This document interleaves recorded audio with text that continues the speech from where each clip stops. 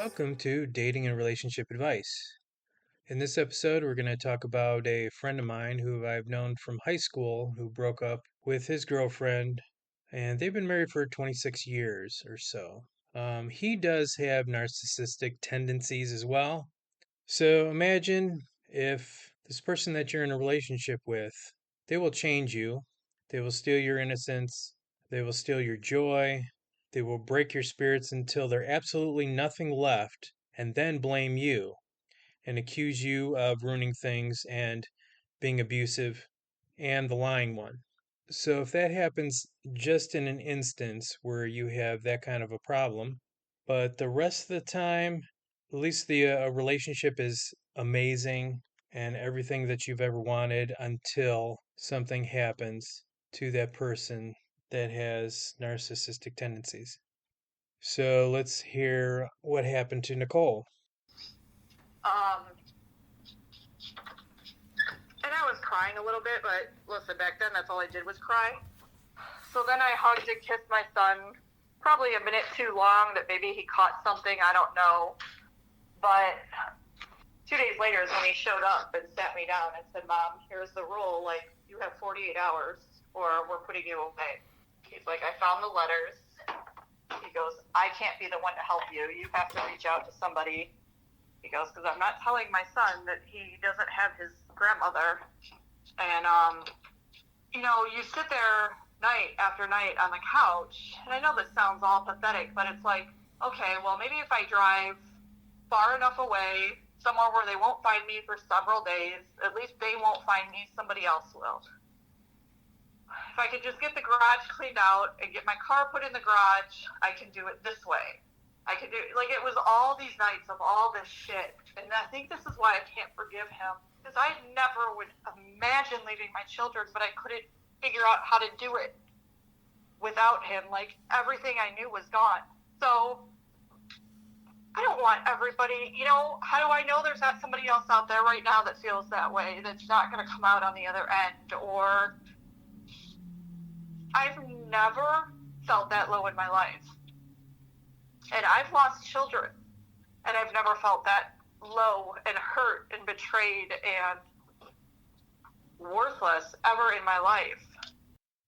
Yeah, I can totally relate because it almost seems like they put you on a pedestal where they say that you're so amazing.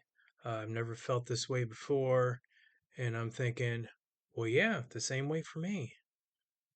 And you get so high, and then all of a sudden, after months and months or years and years, something triggers in them, and they start to doubt. Is this too good to be true? Maybe not for you, but in my case, for her, it was almost like I was too good to be true, and she started doubting, and she started making up things. It's like she told me, "You lied about this," and I'm like, "No, I didn't lie about anything. My sister can back me up, my mother can back me up, whatever it might be." And then she turned around and focused on something else, where she get jealous. It's like, "Why are you talking to this friend?" Like she was jealous of you, even when you were married with Tom, and she thought that the time I talked to you was taking away from the time I could be spending with her. And, I try to rationalize with her, and I'm like, no, I'm talking in the car while I'm driving home. I mean, it takes me 2.5 hours to get to you from work because she doesn't live in my city. So I always spent 2 hours or 2.5 hours to go to her. And then in the morning, I drive 2.5 hours driving home, even though we didn't live in the same home. But, I spent a lot of time with her because that's what she wanted. But it wasn't good enough. So I don't know. I mean, how do you deal with a irrational person rationally? And when we broke up, I mean, it was so devastating. I wanted to kill myself because she was everything that I wanted. I mean, we were mentally, emotionally, physically, the same energy. We liked a lot of the same things, so it was always exciting to get back home and say, "Hey, look what I saw," or "Look what I found," or "Look what we can do together," because we like the same things. Um, I know it's not good to have every single thing the same, but even the opposites, we complemented each other. I mean, it was just amazing. And then when it fell apart, it was so low, I couldn't imagine it. So I know how you feel exactly. And I didn't know you could feel that kind of pain. And it's not like I want to be out there slamming him or doing this or doing that, but I feel like if I don't have an outlet for it, that I might go crazy. So it's like, why couldn't there be an outlet for somebody else that's going through it? You know what I mean? Yeah, And yeah. that's just kind of what I'm like looking for. Like, I don't care how big it would get or how whatever. You know, if just one person fell across that at the wrong time and they're like, you know, wow, it's still so new and raw for her, or yeah, people really feel that way because I feel like people don't talk about those emotions.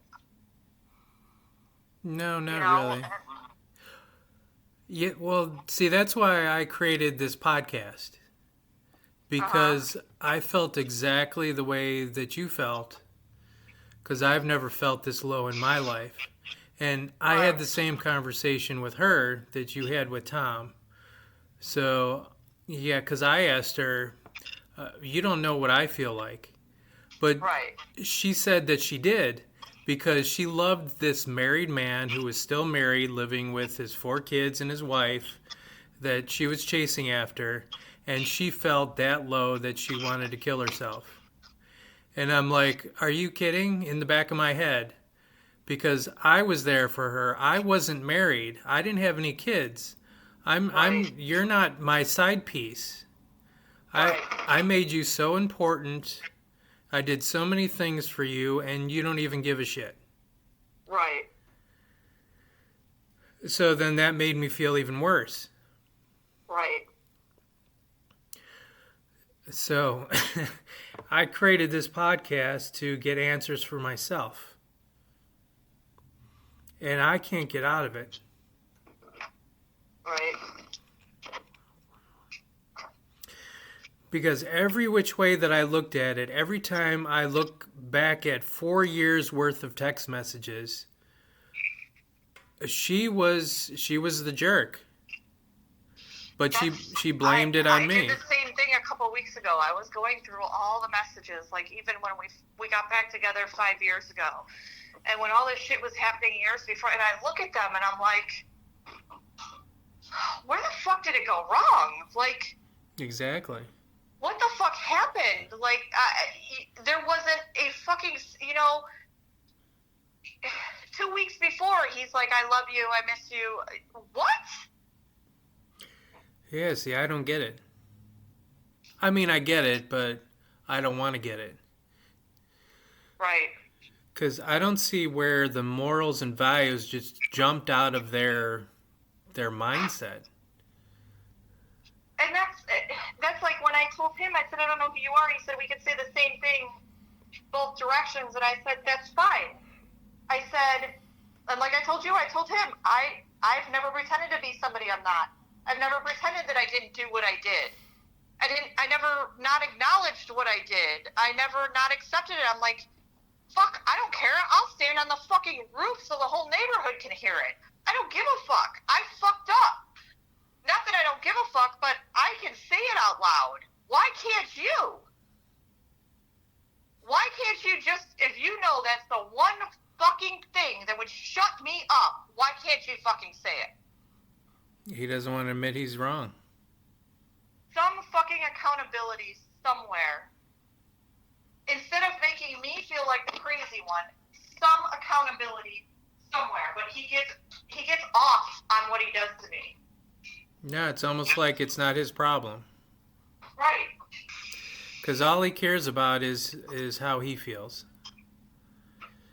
Well, don't forget, he's the good guy because he's still paying the bills. Right, and she's the good girl by saying happy birthday when she doesn't realize it's just something else to stab me in the back with. Right. It's like I'm such an asshole in her eyes. Why is she contacting me for no reason? Right. You've got to be a special type of stupid if you think that you can do the wrong thing by me, not apologize, and think that if you let time go by, that you can reach out and think that you still have access to me. That's delusional. And and that's what scares me the most. I can sit here and be like, I don't want to be with him. I know this, I know that, and genuinely, I really believe that I don't want to, but it doesn't mean that I'm not sad or hurt or devastated or still feel all those feelings. I just know that I would never make it through something like this again with him because of how he is and because of I know him. If I let him back in, it'll be the biggest high, and he'll do everything perfect, and he'll say everything right, and he'll do all the right things, and everything will just be fairy tale the way it's supposed to be, right? And then it'll slowly break down. And every time I catch him on the computer, every time I see him looking at his phone, every time he doesn't want to come near me again, every time anything, it's going to be in the back of my head, and that paranoia is going to come in, because I've played it in my head, like, if I took him back, if it just, but we've done this so many times that I'm like, everything's going to be fine, and then you're going to make me feel like I'm an inch tall again, and I'm still the one crying myself to sleep every night while you're just fucking smiling away in bed, dreaming of whatever you're dreaming of. This is exactly what I did in my relationship with Beth. So I took her back after she cheated on me with the married man about 2 or 3 different times. She also did it with other relationships. I mean, there's a guy named Frank where she talked to him, and it's almost like she put him on the back burner just in case I screw up, which I never did, but she'll make up something that and convince me that I did screw up when I didn't. So the problem becomes accountability is so important to me, and nobody's perfect. I mean, you know that. But don't try to flip the script and make my reactions the issue when your actions lit the match. Yeah, she And did the same I thing. can't live like that. I can't be with somebody and be alone. I said it a million times. I would beg him. I'm like, Tom, it is so hard. It is so much worse. I would much rather be alone than feel alone in a relationship with somebody. Do you not get that? Like, I would look at him and go, just the minimum, like fucking holding hands, just anything. It's kind of like what I wrote on my Facebook page. Just because I don't require much doesn't mean I deserve the bare minimum. Nothing. Like, I literally realized, I don't know if you read what I wrote on Facebook the other day, but I never, ever want to go back to, I have to beg for the bare minimum and just minimum respect. Like, I don't ever want that again. I don't, it's kind of like, I don't know. It would be like, I don't get it. Like, Michael fucking, like, play with my hair or whatever. And I just cringe. I, like, crawl into myself because I'm like, it's not normal to me anymore. And that is not normal to feel that way. Right. Yeah, it's not. I shouldn't feel that way. I shouldn't be like, he says something or whatever, and I look at him and go, yeah, well, that's not really, that's just, and he's like, why do you put yourself down so fucking much? He's like, I think you're perfect, but, he's like, stop looking at yourself like that. I'm not used to it because I never, ever had anybody. I mean, for 30 years, I haven't and I can't say anybody, but my own husband never validated how he felt or how he viewed or anything, unless he was getting what he wanted in the bedroom. And Right. that was very few and far between the last however many years. Right. And it's like he used that as a punishment. I can relate with this too, because you start putting the pieces together. So she told me a story, when she was married. I met her while she was married to this guy, and I didn't know she was married. Besides that, she told me, her marriage relationship, she got ignored. He spent time with his family. He's like a mama's boy, and she wasn't invited. So she got ignored. And then fast forward into our relationship, she did the same thing. She kind of ignored me, and it was great in the beginning until it's like when we moved into this house, she just went off and did whatever she wanted to, and maybe I wanted to come, or she ordered food without saying, "Hey, do you want something?" Just to be courteous. But she knows how it feels when she's being ignored. It's like maybe she doesn't like something, but she doesn't want to talk about it. At least if she was able to talk about it, we can discuss it, we can get a resolution, we can come up with a compromise. But she just ran. It's easier for her to run rather than talking about any issues. I mean, I never yelled at her. She never yelled at me. She just ignored it and hoped it would go away. And that's not how a relationship works. And then you start putting all these pieces together, and you're like, I told him, I said, you destroyed me as a person, as a mother, as a wife, as a fucking woman. I don't want that. And I didn't deserve that because I never did that to you. And do I know how you felt when whatever happened 10 years ago? I can imagine, but do I know what you went through inside? No. I said, but I never fucking broke you down as a man to feel like you weren't enough for me. Maybe that moment made you feel not enough, because he would say, well, how do you think it felt, now you know what it feels like to not be enough. And I'm like, what the fuck? I'm like, okay, I can understand that, and that's probably an actual feeling, but maybe you should have fucking addressed that with me then. How come you could say it now, but you couldn't say it then? How come you could say it now, but you couldn't say it the day before you decided to leave me? I mean, now you want to say shit when nothing was said the whole time. And it wasn't like I didn't try to address it with you 1,000 times. Yeah, well, That's the kicker. yeah, I didn't just ignore it and shove it under a rug. yeah, that's exactly the problem. I mean, if you don't share your feelings, nothing's going to get solved. It's like if you run from stuff, nothing's going to get solved. Right. Yeah, the easy way out is running from it. Exactly. You don't want to face it, so you just say, fuck it. He's like, well, I'm not the person to let out my feelings. I just tried to make it go away, and I'd be fine for a while, and then it would come back. And I'm like, yep, and that's normal. And we could have worked through that, but you wouldn't let me work through that with you. Well, he doesn't know how. I did it. Of course I wanted to fix it, or make it so that it was better, or whatever needed to be addressed. And if it couldn't be, then we could have figured that out together. But we could have looked at each other in counseling or through a conversation and been like, you know what? This may never go back to normal. But you did it in such an evil, horrifying way that all you've done is cause trauma for everybody. Yeah, see, this kind of boggles my mind. You're in a relationship together. You help each other. That's what you do.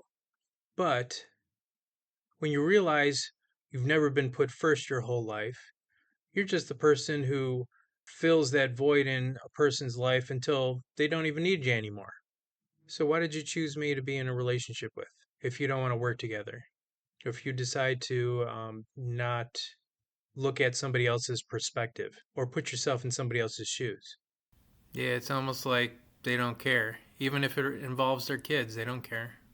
It's like they don't see it that way. No, he thinks it's perfectly normal to look at his kids and be like, so his exact words, I can't get over the fact that your mom fucked a nigger. Great. So he's stewing on something that happened 11 years ago and not solving that problem. So here we are. Right. He doesn't want to open his mouth and fix it. So here we are. And then you want to tell me you're miserable when I was willing to do anything to make it work between us. Anything. I mean, one of his things was, I said, what is one thing I can do right now to make you breathe easier? This was after the affair, and he decided he was staying, right? And I could tell he was like, every fucking where I went, every move I made for those first few days, he was like, so what time are you coming home? Where are you? You know what I mean? Like, I got it. I understood it. So I said, what is one thing that would make you breathe better, that would make you whatever? He's like, I don't want you to work nights no more. I need you to switch to days. Okay. Which was a huge thing because it was a huge cut in my income, right? Because I was making damn good money there at night. But I said, that's fine. I said, I will talk to my job. And I did. I talked to the job, and they said, and it's really hard in the restaurant business to go from nights to days, especially when they have an established day crew. But I said, listen, I said, there is shit going on in my life and my marriage that I really cannot permanently stay on nights anymore. I need to start switching over to days. However that looks, whether you get me out of here by 5, whatever it is, you know, I really need to eventually be home by 2, 3 o'clock. I said, but if you could give me some kind of transition, and they said, in all honesty, the only thing I can do is guarantee you a few days a month, starting days, see how you do, see how you're welcomed into the day shift, and go from there. So I told Tom this. I said, I can cut some of my hours so I'm not there as much. I can ask to be the first let out and come in a little earlier, which they did. So I wasn't there for clothes or any of that. So I would be home when he was going to bed and not home at midnight, right? So I was no longer a closer. And then they did. They eventually, that's how I ended up on days. And it took a couple months, and then I finally was it probably took like 3 months. I was finally on a full schedule of days. And I would always ask, you know, what is it that I can do to make you feel better today? Like, because I would know when he was all fucked up, you know, I could see it a mile away. So I would ask, and then eventually he would just get pissy and be like, just fucking don't worry about it, just leave me alone. Okay. I'm thinking whatever you do, whatever you change, isn't going to make any difference. Well, and I knew that, but I also know him, and I know everything with him is a process. And it's baby steps because he doesn't open up about shit. And for whatever reason, and I get it. I mean, do I want to know details about him and her? No. But I guess I get it. I would want to know, how did that happen initially? Yeah, I would probably ask questions about how it happened and how far it went and how far back it started and everything else. But he would sit me down every day and be like, I need to know what happened, step by step, how it happened, what you did, what you didn't do, all this other shit. And I didn't realize he meant actual details, like I was supposed to be describing a movie. And I looked at him and I said, Tom, I can't say that in front of you. And he goes, I need you to. And I'm like, Tom, I can't tell you what happened between, like, no. And he was so adamant about it, and I was talking to my cousin, and I'm like, dude, that's going to fuck him up. I get what he means. I get it, and I don't get it. I get why he's saying it, that's probably what he thinks he wants to hear, but I don't think that's what he needs to hear. She goes, Nicole, that's kind of fucked up in my head. knowing that you slept with somebody is enough, and maybe wanting to know, well, did you do this or did you do that or where or whatever. She's like, but what he's asking is a little crazy. And I'm like, that. And he kept asking and asking, and I'm like, Tom, I don't want to describe, like, what the fuck? And I said, well, okay, just ask me yes or no questions. And then that got creepy. Yeah. And I don't know if that fucked him up more.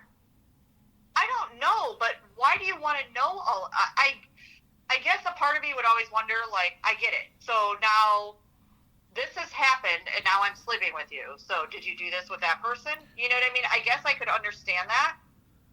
But to actually blatant be like, I need to know that is a whole different ballgame. Like, to hear it out of your wife's mouth. Yeah, I wouldn't have said anything either. And he was adamant that that's the only way he could work through it. He needs to know. And yeah, I'm weird with certain things, and I really need to, like, be with you and know you, and there are certain things that I would, listen, I did what I did. Obviously, I didn't give a fuck that I crossed a border in that moment, but there were borders that weren't crossed, because I was like, oh, Jesus Christ, because then you start to feel guilty, and you start, you know what I mean? And I'm like, nope. And so that's like, he asked me that, and I said no, and he goes, well, why not? I'm like, you need to know why not? I said, because it didn't, and then you feel dumb, because you answer the question with, well, it was something I couldn't do with somebody else. And he's like, okay. And it was like that made him happy. I'm like, the fuck? So, like, it was like he fucked with my head during that process. You know what I mean? Yeah. But I think it's more important on why you were pushed away from him, because you guys aren't sharing or communicating the right way. Right. So I'm assuming that's why you got pushed away, because your needs weren't met and his needs aren't met.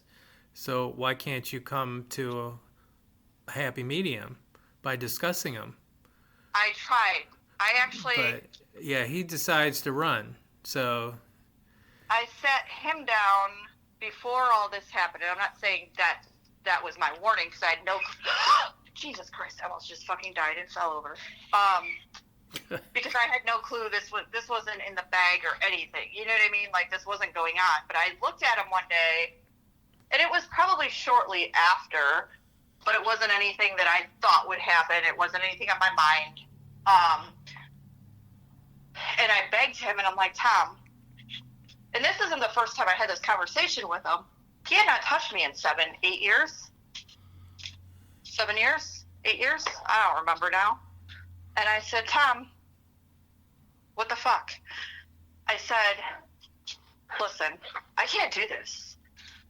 I said, I see people I work with that are in their fucking 50s and 60s, perfectly happy, healthy sex life. I don't give a fuck if they're using Viagra or whatever the fuck they're doing.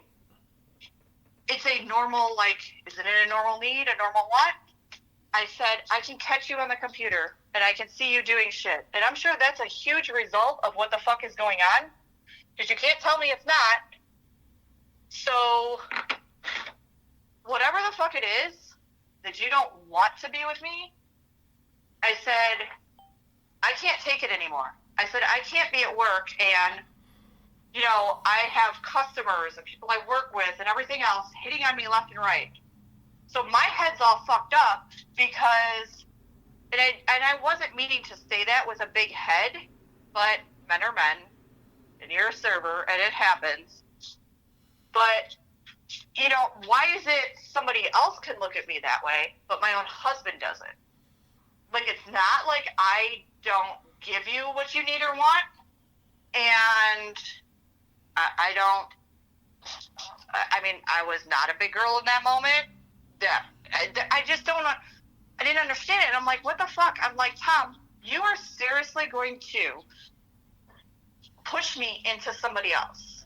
This is going to end bad because I love you, but I can't live like this. You're going to push me away. I said, I need a husband. I said, I even looked at him, I said, I don't even give a fuck that it is in that physical sense. But there's nothing. There's no, like, cuddling at night. There's no, like, kissing. There's nothing. And he would always blame it on, it didn't work. But yet I'd find him at the computer. So it fucking worked well enough for that. And then, that's what he was saying. And then he was too proud to go to the doctor, is what he said. Go to the He's doctor like, for what? Just walk into the doctor's office and be like, hey, it don't work no more. And I'm like, yeah, pretty much. So, like, all this bullshit, right? And he just looked at me and he goes, are you already with somebody else? And I said, no. And he said, okay. And he got up and he walked away from me. Well, yeah, it's because of lack of communication. There's no mental or emotional connection. Without communication, if you keep on running from it. And I'm like, okay. Really? So, what does that make you feel like? You know what I mean? And it was not right. The worst thing in the world I could have done, but it happened. And it just did. It happened. And it happened because, and I'm not going to say it happened because of that, but I'm not going to lie to you. In the moment, I just felt like I wanted somebody to want me. And it was for all the wrong reasons, right? Right. And it did. And, you know, I never looked at him and said, this is why it happened. And it was because this is what I needed, or because I just said, you know, I was fucking wrong. You know, they want to look at him and go, it was because you wouldn't sleep with me.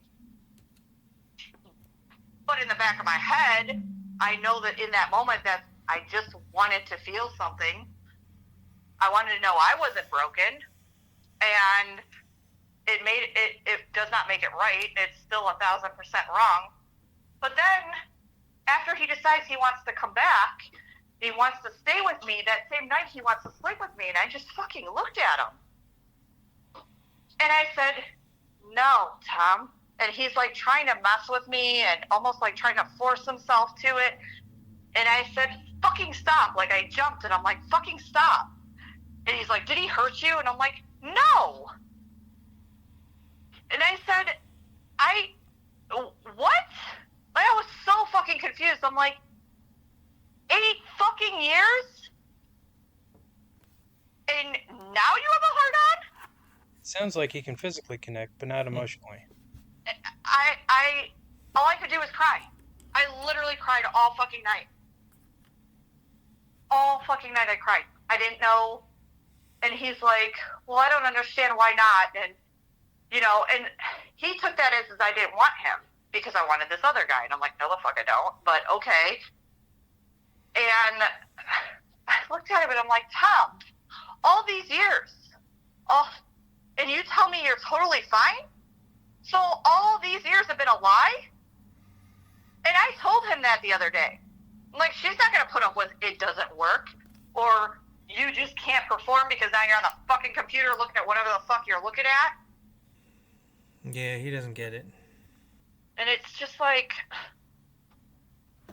you know, so me telling him no that day because I knew it was all like, it was literally happened within like a couple hours. Like, we were talking and he was all emotional and I was all emotional, and we were going to stay together and work it out, and we were going to do this and we were going to do that. He wanted to end it with sex. And I just fucking, number one, I still felt so fucking dirty for what I did that I didn't want to do that with my husband. And then the thought of, wait a minute, why is it okay now? Everybody has their own attachment style, but in this case, you know, he's more physical. So it makes sense, in order to reconnect, he uses sex to connect when there was a disconnect. Yeah. It was like when I left 5 years ago. The same thing happened, except he crossed a massive boundary with me by, like, trying to force me to sleep with him. Because he cornered me in the bedroom, was begging me not to go. And he's like, I love you. And he's like, and he's trying to kiss me. I'm like, stop, please. please just stop. And then he's like, no, let's just, and he like threw me down, and he's like, and I'm like, no, and he wouldn't stop. And I fucking screamed and jumped up and like pushed him, and I said, really, fucking Tom, really? Your wife? Me? Of all fucking people? I said, this is how you want to fix shit? I said, crossing about, and I'm like trying to back out of the room, and he's pushing me back in, and it was scary as fuck. Like, if ever I wanted Cheryl's brother 3 doors down to come and fucking intercede something, it was in that moment, because I didn't even know who he was in that moment. And I looked straight at him. I said, you're scaring the shit out of me. And he kind of stopped for a minute. He's like, really, you're scared of me? Tom, the thing is Tom, so I have past trauma with that. So I actually went through years of therapy because I was assaulted several times. And so, yeah, I have issues with, like, that triggered me in a way that I never thought my own husband would. And he knows that, and that was something he crossed. And I was like, And it took me a long time to walk back in this house after that. And, you know, so when he bitches that all I did was beg and chase and this and that after he told me he was leaving, I said, shall I remind you how desperate you... He still doesn't seem to be able to put himself in your shoes. Yeah, that's not good. He's like, I would never hurt you. Well, you sure as fuck were very close. Because if I fucking tell you no, it better be fucking no. He went through all that counseling and all that bullshit with me. He knows what happened to me. And that's what you did? That's how you were going to fix it. Okay, buddy. I guess you were, you know, desperate in that moment, but... And I'm not saying he would have ever actually done that. I'm just saying he should have known better than to behave in the manner that he did. Yeah, I don't know people that have narcissistic tendencies have that ability to step into other people's shoes and realize what they're doing. So I mean, I went to Cheryl's that night, and I didn't know how to tell her what just happened. Like, I sat there and I did a couple shots and I drank.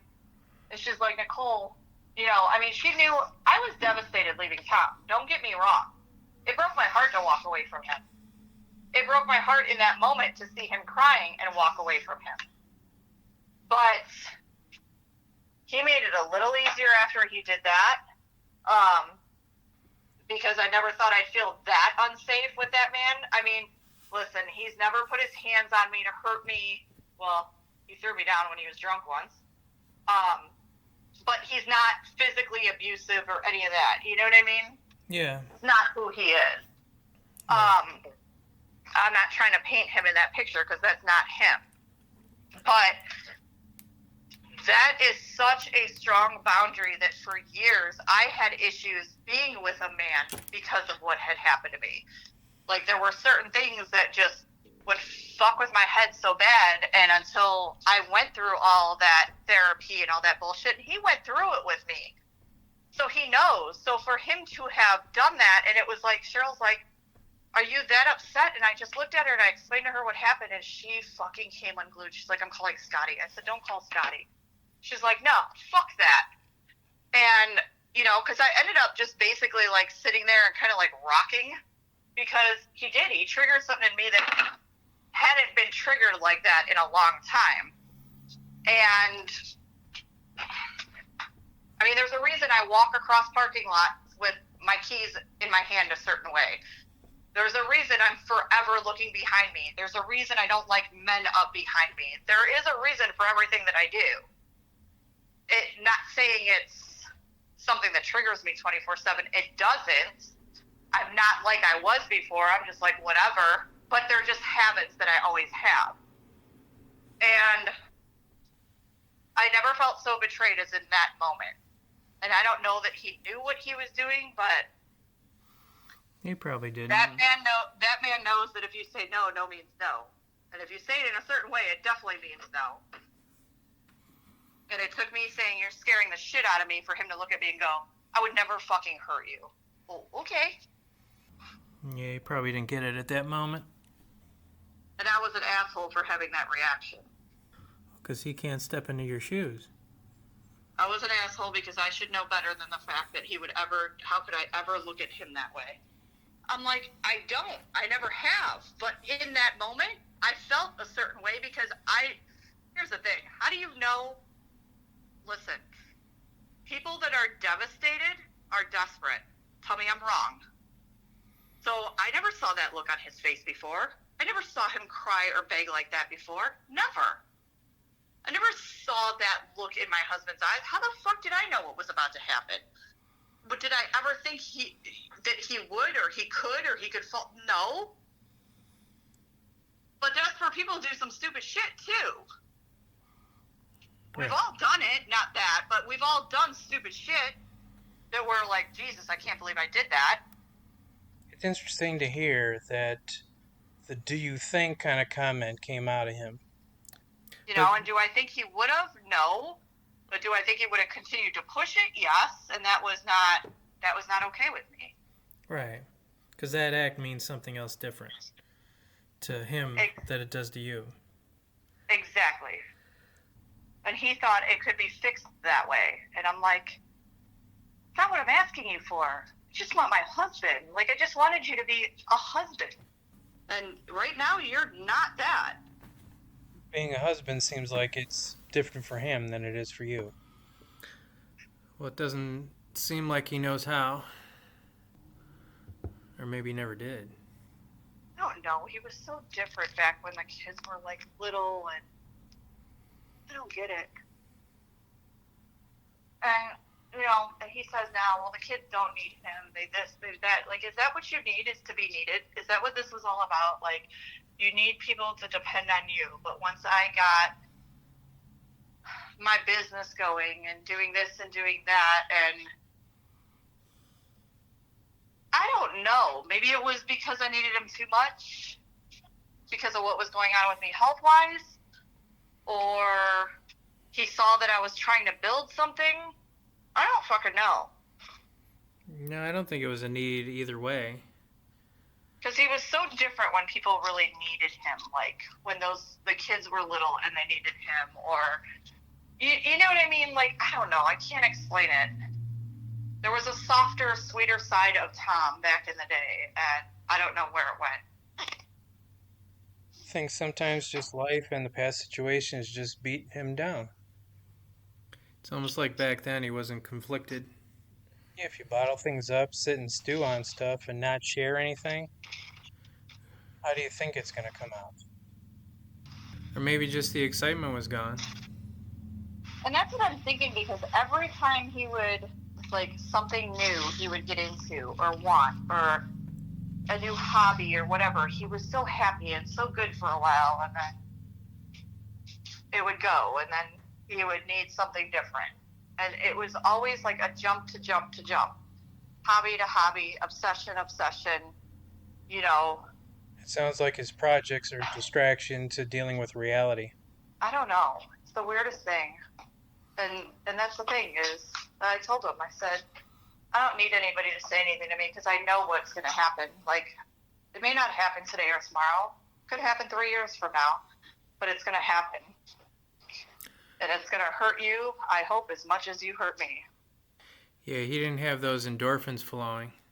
You know, like some people are gamblers, some people are alcoholics, some people are on drugs or something, and that gives them that short-term excitement. Yep. That's exactly what it is. He was always searching for the next high, but it was always something he had to spend money on. For Beth, it was a new boyfriend. Yep. You know, it was always a new car, a new truck, a new this, a new that, a race car, fucking Star Wars shit, computers, games, the newest game system, the newest this, the newest that, just everything. Oh my God, when the game systems, he would sit on those games 24/7. Like, it was always something. The motorcycle. I don't know. Yeah, it was the same with me. We always had fun and we always did different things. Right. It's too bad they didn't focus their energy on fixing the problems in the relationship. And now it's the latest and greatest girlfriend, right? Apparently. Yeah. No, I can relate with everything. I had the same issue. I mean, it wasn't enough for me to travel 2 hours to Columbus after work and 2 hours back to go to work. Yeah, it wasn't enough to have a camera positioned, in my house, viewing what I'm doing. Right. And eventually she made up stuff. It's like Right. I know you're talking to people on the phone and you're not focusing all your attention on me. And I'm like, Mm. I'm allowed to have friends Right. as long as the moral boundaries are there. Right. I don't cheat on people, Right. but she does. She showed me. I'm Right. like, really? I'm the one to worry about? I don't know. Yeah, and hers was the same thing. It was the game system. It was the talking to other guys on the phone, but I wasn't allowed to talk to anybody because it made her jealous. Mm-hmm. Yeah, while we were dating, she was talking to the married guy. She's like, I want to get back with him. And I'm like, what are you dating me for? Oh my God. It even got worse than that. You wouldn't believe. Lord Jesus. She always seemed to come back to me for some reason. She always convinced me that she was sorry and it would never happen again. I'll make it up to you. I'll take care of you. And those were all lies. They were lies because he would never divorce his wife. So she got mad at him and she Right. wound up coming back to me. I was just a person to fill her void. But that guy was the love of her life, and she was going to commit suicide because of him. All right. And I'm the nice guy who's the idiot sticking around trying to help her out. And I'm like, really? I don't know. It's just all stupid. Mm-hmm. They want what they want Yep. in the way they want. Yep. Apparently it's their way or the highway. Yeah, pretty much. Pretty fucking sad. Yeah, it doesn't matter how successful you are, how nice you are, how attentive you are, how emotionally available you are, how mentally and physically compatible you are. It doesn't matter. No. If they None of want it to, matter. if they want to be with somebody that makes them seem okay instead of excited, Right. then they're fine. They'll just twist that knife with their problems further into your back. Mm-hmm. Pretty much. It's about what it amounts to. Yeah. It's exactly what it amounts to. Or say as much as they can to hurt you, because that's what they're good at. Yeah, because it almost seems like they'll set you up just to put you back down. Yep. Yeah, that's kind of how I feel like when he looked at me all stupid and he was like, I said I was gone for a year and he goes, oh, well, I still have time then, huh? Yeah, instead of being supportive, he just had to twist the knife a little bit harder. Yep. Yep. Pretty much. That's what he did. Instead of apologizing or being supportive. Yeah, let's just put her down some more. Yeah, and he did. Well, it just goes to show you that when you realize you've never been put first, you're just the person who fills the void in people's lives until they don't need you anymore.